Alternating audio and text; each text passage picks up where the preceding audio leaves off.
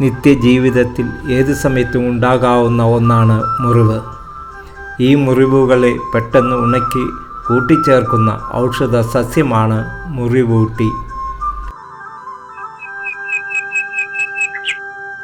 ഗ്രാമപ്രദേശങ്ങളിലെ നല്ലൊരു ശതമാനം വീടുകളിലും ഈ ചെടിയെ കാണാം. മുറിവ് ഉണക്കുന്ന ഔഷധ സസ്യമെന്ന നിലയിലാണ് ഇതിന് മുറിവൂട്ടി എന്ന പേരുണ്ടായത്.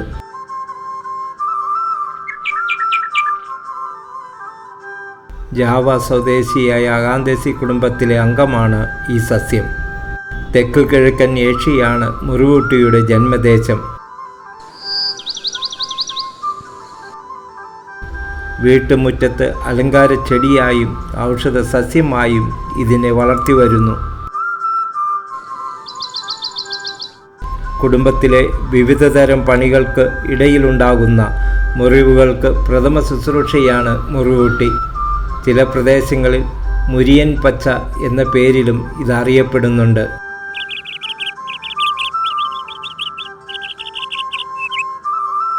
നിലത്ത് പടർന്നു വളരുന്ന ചെറുസസ്യം.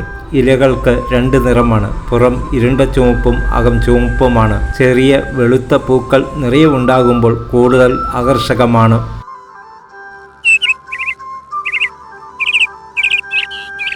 ചെറിയൊരു തണ്ട് നട്ടാൽ പെട്ടെന്ന് തന്നെ പടർന്ന് പന്തലിക്കും. പ്രത്യേക പരിചരണങ്ങൾ ഒന്നും തന്നെ ആവശ്യമില്ല. കടുത്ത വേനലിൽ വാടാതിരിക്കാൻ ആഴ്ചയിൽ 2 നന നൽകാം.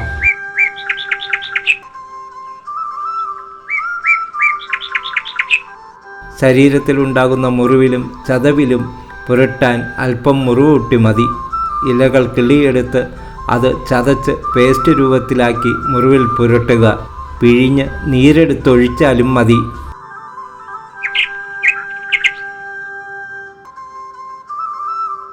ബാഹ്യ രക്തസ്രാവം, അൾസർ, വീക്കം എന്നിവയെ നിയന്ത്രിക്കാനും മുറിവൂട്ടി ഉപയോഗിച്ചു വരുന്നുണ്ട്.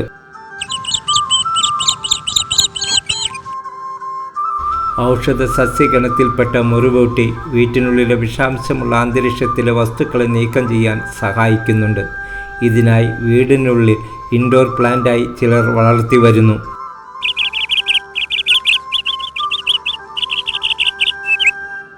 ഈ സസ്യത്തിൻ്റെ ഔഷധ ഗുണങ്ങളെക്കുറിച്ചുള്ള കൂടുതൽ പഠനങ്ങൾ നടന്നുകൊണ്ടിരിക്കുകയാണ്. ഇന്തോനേഷ്യയിൽ വിവിധ ചികിത്സകൾക്ക് മുറിവൂട്ടി എന്ന സസ്യം ഉപയോഗിച്ചു വരുന്നുണ്ട്.